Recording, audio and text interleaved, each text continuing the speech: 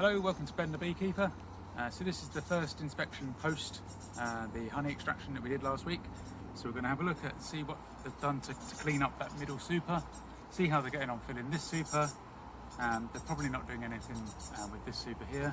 We're going to look in the brood box just as normal, just to see if there's any queen cells developing.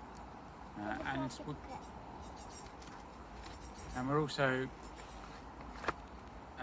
probably going to take away the June gap feed because there's some flowers coming on the plants now as well. So we didn't really need that this year, but we had it just in case. So join us to see if there's anything interesting in the hive. Okay, so this is one of the super frames that we extracted last week. And you can see they've already cleaned it up, they've already repaired it, and they're already refilling it again. So that's fantastic work for the bees.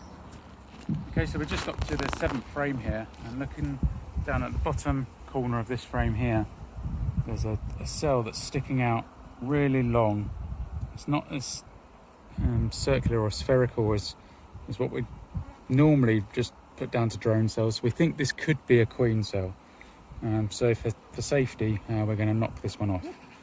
So to do that, I'm just going to literally squash it and ruin that cell. So they're not going to be too happy about that. But better safe than sorry, I think.